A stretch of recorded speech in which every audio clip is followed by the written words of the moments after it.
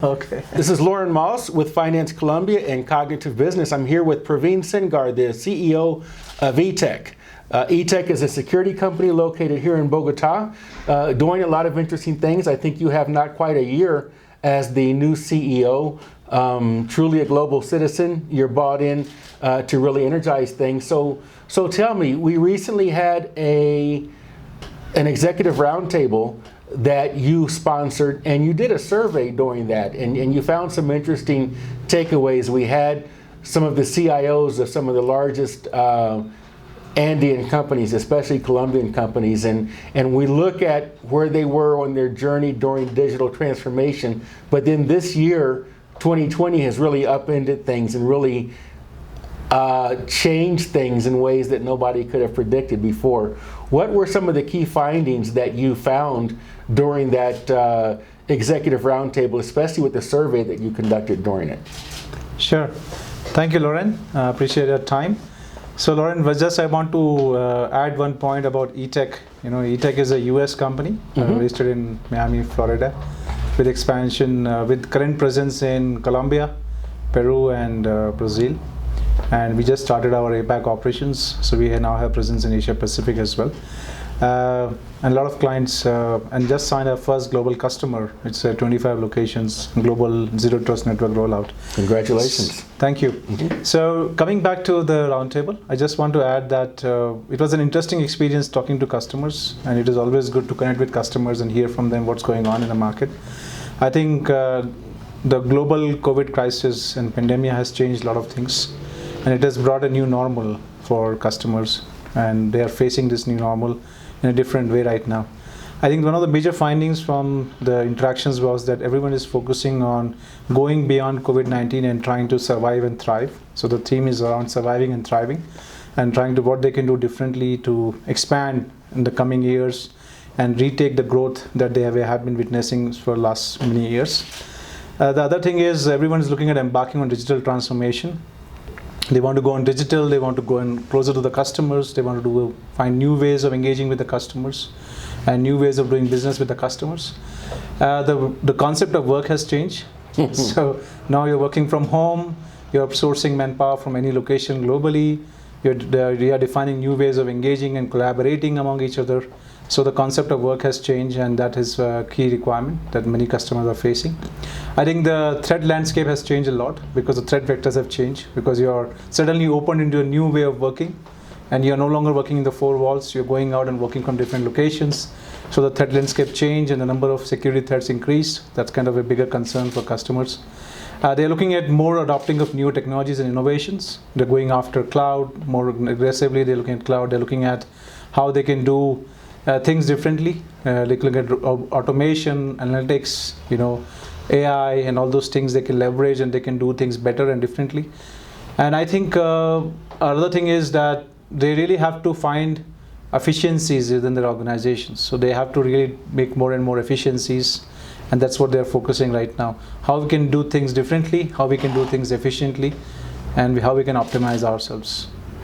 I think it's fascinating. I used to work in IT sales back in the 90s, and we would do things like design networks and have people connect through things like DSO circuits and DS1 circuits to branch locations and remote locations, and it took time to provision those. And then I got out of the field and I came back in, and people were talking about SD-WANs and these things that just didn't exist back then. And it's fascinating. And so I wonder how now, with everybody being forced to work from home and work remotely, but not being forced because you already had the phenomenon of digital nomads and the phenomenon of people wanting to have more either work-life balance or work remotely, and then not just small offices or branch offices, but even maybe we don't know if they're going to survive post-COVID, but we saw the rise of co-working spaces like WeWork. Yep. And it's interesting because even I remember that the biggest part of WeWork's growth last year was not in these individuals and small businesses, but they were doing enterprise deals and renting space to large companies and things like that. And so I think that now we have some of these enabling technologies, SD-WAN, MPLS before that, even though SD-WAN is kind of biting into that, I think. But the ability of people to use zero trust and even go beyond the VPN. And people are able to work remotely, but not just, that is a challenge.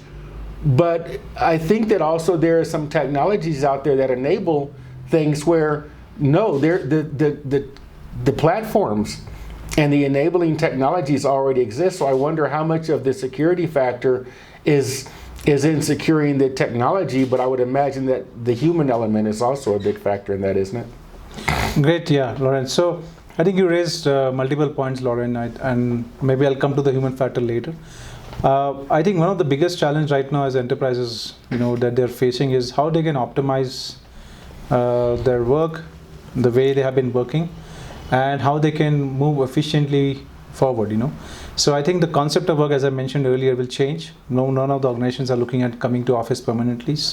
People are not looking to travel anymore and saying that what is possible virtually, let's do it virtually. So I think there is a major fundamental shift in that part, and I don't think that will continue to change even after post-COVID. Mm-hmm. People will not return to office completely. They might return, but in a different shape and form. And they will optimize their real estate, they will optimize their administrative expenses, they will optimize other things, and then they will find a new work culture. I think there are different pros and cons of this, but it's not that everyone will work from home, but everyone will not come to office, which maybe there's a hybrid, and that new normal is getting defined right now. What is that hybrid scenario looks like? Right. And how you collaborate, how you engage, how you create your emotional capital, how you feel like working together. So that's kind of something that will get defined as we go along. I think the security landscape changed a lot because the controls that you have in place when you are working from office is no longer very relevant. You have to do a lot of other things when people are working from different locations and they're connecting using their home internet, and you have to ensure that everything is secure, your endpoints are secure, and how you're managing that. So it's kind of the concept is changing, and having a new ways of providing security at the endpoint level, how you monitor the productivity, how you monitor the data leakage prevention, how you provide controls, access controls, application access controls, forensics. So those kind of things are all coming into play, and how you have to secure. I think the traditional answer was VPN, but VPN is a very open tunnel. It's like a tunnel that you create and you establish a secure access, but as many attacks, VPNs were compromised. Right. So we pivoted a lot of our clients and helped them move into a zero trust architecture. Many of our clients also struggle because their firewall capacities were not designed for this scale, and they couldn't add VPNs on the firewalls anymore. So we have to move to a network as a service architecture. And essentially it is really a cloud-based architecture where we are creating a network in the cloud. And you can then connect anything. You can connect an application, you can connect an edge device, you can connect a user, you can connect a tablet, you can connect an SDK. So you can define what you want to connect from one point to other point on a zero trust architecture. And that's kind of what we really went into and helped a lot of clients transition. Like one of the global deals that I talked about is 25 locations, zero trust network rollout, where they are working securely. Mm-hmm. And they had some issues in security, and they found that they had to fix the networks, and what we are working on right now. So it's essentially, you can say, network as a service, and establishing a complete application access, specific access. As long as we don't trust anybody, we establish an access only when you have the rights to have access to that particular application. You can connect a device, you can connect an edge device. So that's kind of what we are promoting and working with clients a lot. I think the other challenge that I've seen is that in MPLS is a good option, and I know MPLS gives you an assured bandwidth or assured SLA, but what challenge is very expensive. Right. So the moment you increase your MPLS, the cost goes up drastically, and that's why the organization have to optimize. So they need something scalable, and they have something that there is a scalability, and the technologies that we have been working in that gives a huge amount of high performance, and they don't need dedicated networks like MPLS. SD-WAN is a good alternative, and we work with a couple of clients on SD-WAN as well. But SD-WAN is not for everyone. SD-WAN requires you to make a lot of hardware investments, and one of the big components in SD-WAN is to have hardware investments, and so zero trust. So we went to SASE technologies, network as a service, And essentially, we don't have any hardware investments required. You just spin up networks very fast. You provision once the base networks. You connect users. You define the agents, and you can just establish a connection very, very quickly. So that's kind of where way network is getting redefined for the digital age, I would say. And I would say there is a lot of legacy. Many enterprises have a lot of legacy, and it's not easy to get away from the legacy because legacy always holds you. Right. But this was a time that you have to rethink what you need to do and how you can want to move forward and get into the new way of doing things. Very interestingly, you talked about human factor, and I think that's an interesting part because in any organization, the biggest challenge is the people. Right. Right. So it's people awareness that determines. You can put the best tools in place, but if people compromise something, your security can go for a toss. So essentially, we did a lot of work on awareness and education. As you know, Etek has a strong offering on awareness. We've done a lot of campaigns. We educate users using artificial augmented reality. We a lot of gamification using actor videos. So a lot of innovative ways of communicating security. We ran phishing campaigns, and we do social engineering attacks, ethical hacking attacks. So we just do all those kind of simulations, and then we find gaps. We tell the organizations where are the gaps. We run awareness programs. So that's kind of the area that we have been focusing a lot more essentially in this time. It's amazing. I mean, even we run a very small company, and I get these phishing emails, and it says, "This is your IT department, and your server is overquoted." I'm like, "No, it's not. I run the server." I know what the quote is. I run the Exchange server. Now most people who are journalists and editors probably don't, have a background running Exchange servers. So it's easy for people to fall into that, I think, in too many cases. And if they're out there attacking with ransomware and with phishing, little micro businesses like ours, I mean, how many thousands of attacks, does a large business have, or a financial business, or a business that deals with sensitive data? You look at, I look at, one of the largest IT outsourcers that holds themselves out to be IT experts got hit. I don't want to embarrass them any further, but if they can get hit and they're out there claiming to be consultants, imagine. And so I think that, it's the human factor. Somebody clicks on an email or something like that, and so, or downloads something, and yes, you need to have machines locked down, and this is why we talk about zero trust, of course, even though I know it has a specific meaning. But you also mentioned something in forensics, which is tracking things after the fact, but you guys just last week came out with something that's really intriguing, and that's your 4th generation data leak prevention service. And I'm not familiar with that concept. I mean, I know what a data leak is, and I know what preventing it means, but how does a service like that work? How are you proactive, and how do you prevent data leaks before they happen?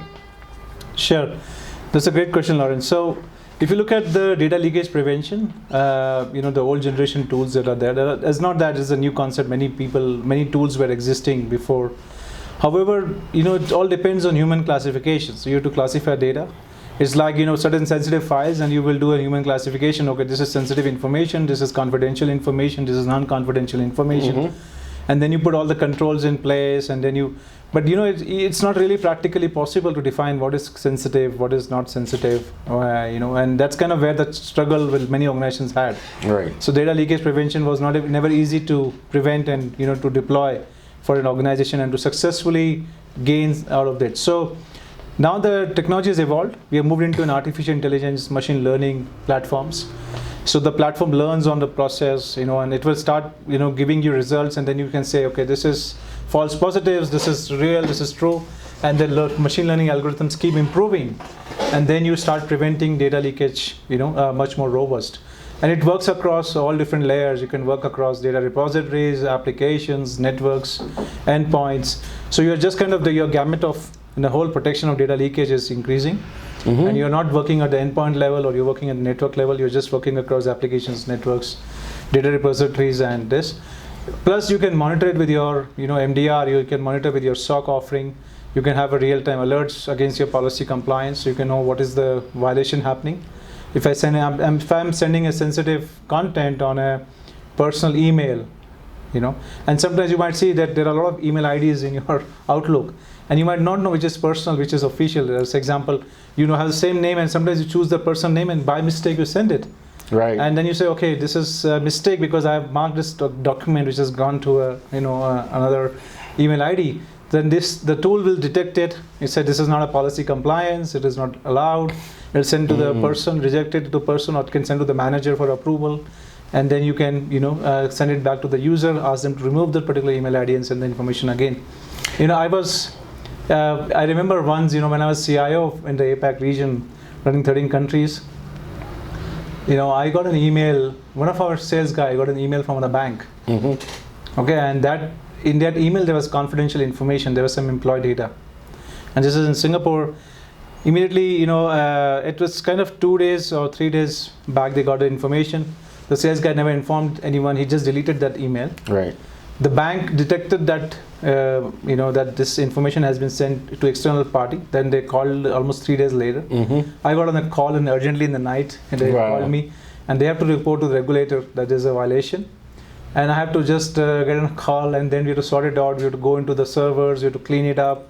We have to say that it's not only deleted from the endpoints. We give them a report that it was not forwarded to anyone. We deleted it from the endpoint. We deleted it from the server. We deleted this.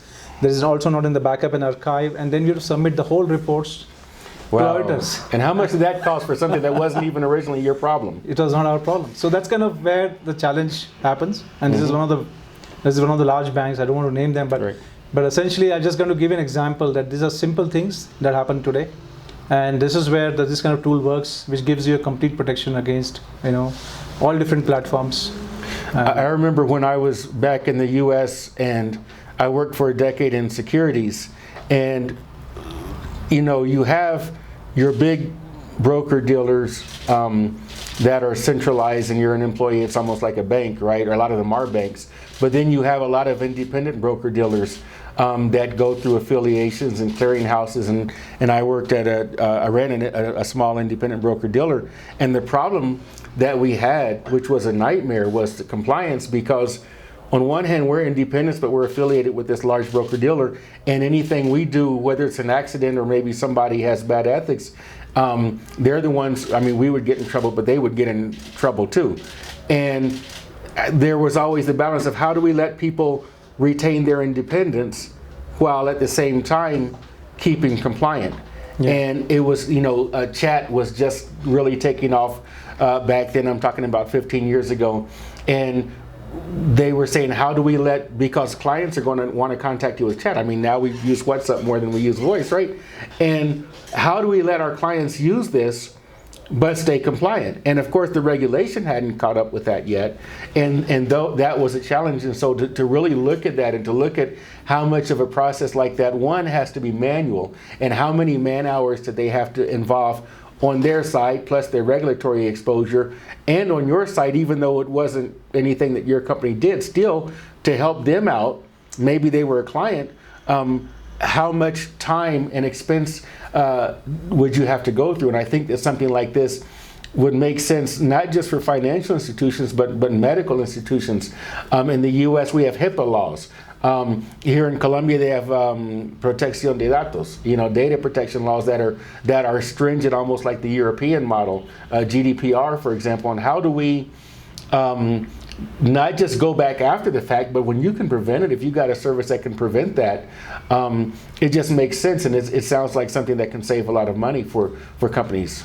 Definitely, Loren, and that's kind of where we realized after the pandemic that even some of the organizations, like, for example, BPOs in Colombia is a big BPO hub. They have been working for third parties, but their employees are working remotely. So now the compliance requirements are much more stringent, because the customers they are servicing, the outsourced clients, they have to ensure that their data is secure at the endpoint level with their agents who are working remotely. And they have put all the necessary controls in place. Right. And that's where we were helping many BPOs in that part, where we're giving them secure access, but also giving a lot of visibility at the endpoint level, all the controls on data leakage, all the reports on compliance, what applications they're accessing, and how the data is not leaving and encrypted. So this is something that many organizations need, and it has increased a lot more right now, because you have a new way of working, and your traditional controls are no longer in place. And people are accessing their BYOD devices. They're working from the official laptops, but also from BYOD users. So essentially, you have to also comply At the same time, you have to not infringe into the personal rights because you're using a BYOD device, but you don't infringe into the personal rights of the person. So that was an interesting problem to solve, and we were helping clients in solving that problem as well.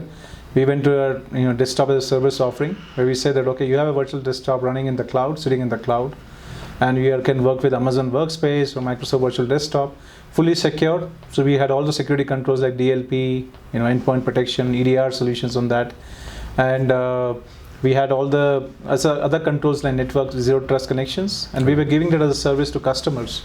So today now you have a BYOD user who can just open a browser and work for official purpose, and once you shut down that browser, it is his personal machine. I was going to bring that up. I was going to say that it makes perfect sense, and I'll tell you with us, I remember when we had a traditional office and we had 30 or 40 PCs in there, and I had to go and have the service provider come in and upgrade the memory in all of them because they were running slowly. And heaven forbid it's time for a Microsoft update and somebody comes in and sits down and do work in the morning and their PC is dead for an hour because it's trying to upgrade the next version of Windows 10 or something like that. But when we moved them to remote offices earlier this year, to that, and in the past we had people take computers home and things like that, but we realized that going forward that's not going to be a long-term solution. So we said, okay, we'll do BYOD because all of our apps, or most of our apps, are web-based and can run through a browser. But then we ran into issues with everybody's using their home PCs, and they're using the home PCs they went out and got at Éxito grocery store, and they're full of who knows what kind of apps or things like that, and they're running so slowly. And that's a whole different challenge because I'm not going to go and upgrade their PCs or tell them what to get. Now if I've got to ship PCs because we've got people distributed, even some in different countries, but with the virtual desktop, you've got to have a decent connection. You've got to have a little bit of memory, but you don't need to run a high-end PC. And you can scale that. You have an employee that leaves, you terminate an employee, poof, that disappears. That data is never even on their desktop, and that brings a whole different layer of security. And then with you guys, people are going to be in platform agnostic. Whatever that corporate environment is, you can work with them and you can deploy those with an added layer of security than they would get just if they just got the base offering. If I just went to Azure or if I just went to AWS and got it, I can get it through Etek, and I can know that my security is being monitored through your SOC. We're here in your offices. We finally get to travel again. First time here. I've known you for several months now. Impressive offices here in the nicest part of Bogota. So I've been really impressed there to see what you have physically, even though you all too have gone to a largely virtual, flexible environment. Now you've been with Etek almost a year, if I understand correctly. One thing I think is really interesting about you is that you actually come from the buy side. As we say in the business, we have the buy side and the sell side. A lot of times you see the CEOs of technical service providers usually come up through the technical sales ranks, but you have that operational experience and you know what challenges the CIOs face because you were a CIO. You have a global perspective because not only, we have a lot of people here who may be, okay, I've worked in Brazil and Peru and Colombia, but you've worked in all over the world, and I think it's really impressive. So my question is, you were bought into Etek.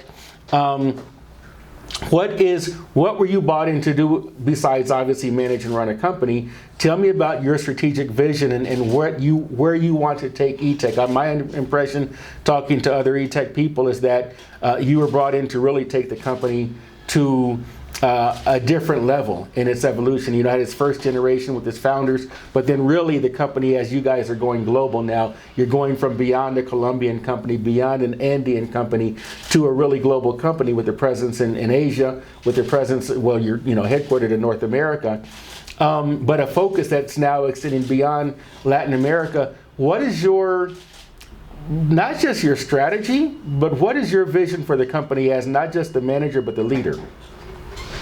Sure. So that's a long discussion. Okay. But I think let me try to summarize, essentially the vision for Etek. Mm-hmm. So Etek has come from a very strong foundation of security. It's kind of almost 20 years of hardcore security experience. has worked with multiple different technologies in the market. One of the big advantage of Etek has been that it has a broad presence in security. So it not only works in network and perimeter, you can go to endpoint, anti-access management, you can go into cloud security, OT security. So there are different areas that Etek works in: GRC, consulting, advisory, awareness. So essentially a broader portfolio of Etek. But Etek was predominantly operating in Latin America, and essentially started more from having a strong presence in network securities from checkpoints and others, and kind of doing business a lot around that, plus SOC. That was the. So essentially the vision when I came to Etek was to make Etek as a global managed security services provider, right? So make it as a global player and expand not only from Latin America but go into other regions like US and APAC region. That's kind of one. The second is offer security as a service. Because if you're seen in pandemia, there was a lot of shortage of manpower, and many organizations couldn't scale their infrastructure or couldn't scale their services because there was shortage of infrastructure or because of manpower scale. And that's kind of where we are moving a lot more into managing and providing security as a service. So we are mostly moving on cloud and providing security as a service.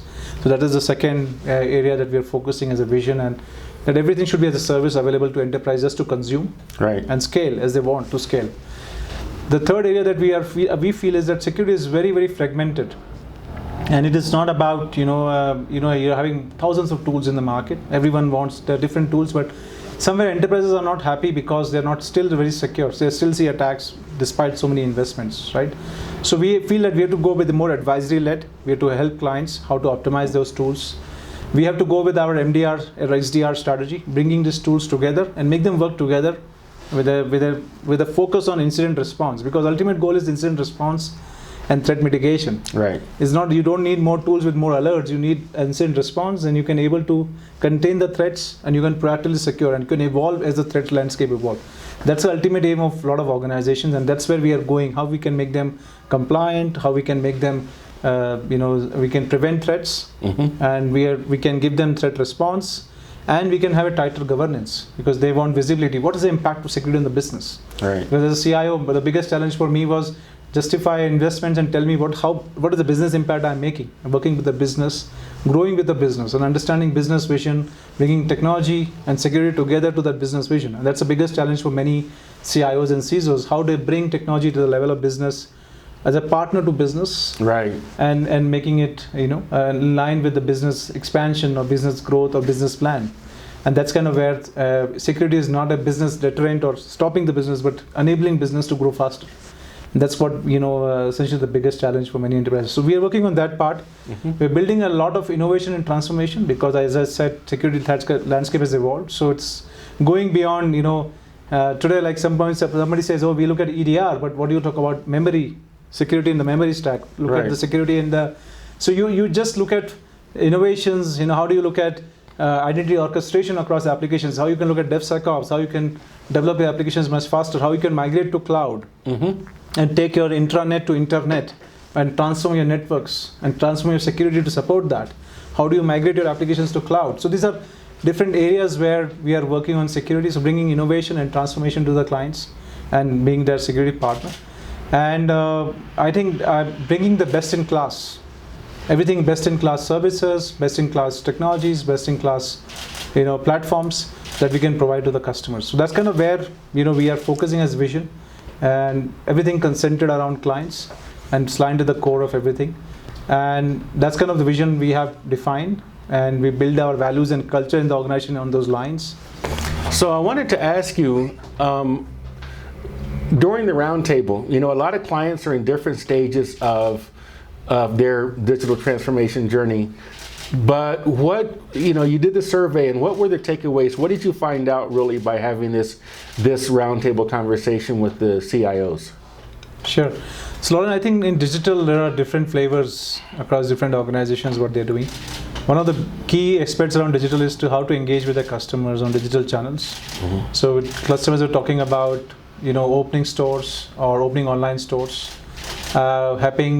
kind of opening new stores and getting closer to the customers where their homes are, and putting in point of sale devices, edge devices to engage with the customers. their customers essentially. Looking at digitizing their applications, because they have a lot of internet applications that they were using internally. Now they have to expose them on internet, so you take internet applications. Looking at how they can use robotics, or they can use machine learning to automate certain processes and reduce their human efforts and bring more efficiencies in the organizations. Looking at how they can leverage things like cloud, so they can move all their traditional infrastructure to cloud and scale up. And I think these are all the different areas of flavors that we were getting, and where we were working with the customers, helping how we can embed, how we can support them in this transition, how we can transform networks to support this transition, where they don't have to invest into networks for expansion. They don't have, how they can migrate applications to cloud. Like when a customer right now is migrating SAP to cloud, yes, and we are helping them, huge amount of data transfer that needs to be done for SAP migration, and with a native cloud connectivity. So those kind of things, that's we are helping and working with customers in digital transformation. Impressive. I think that right now it's not a matter of if, but when. And the longer that companies wait, the more technological debt they accumulate. And so it's better that they move along that process, even if at their own pace, that they're moving forward and that they're doing so. And one of the things that's impressive about Etek is that as you're not tied to any one vendor, like you said, best of breed, you can really work to find the best solution for each customer and manage that for them. So it's not that, oh, we're wedded to this brand or that brand, but let's find the right tools to be able to help you progress and progress securely. Definitely, and that's very important, being brand agnostic, being solution led, being focused on advisory led, and what is best fit for the customer, and helping them in that journey. So that's kind of the very critical part of our engagement with clients. Impressive, impressive. Thank you for your time. Pleasure.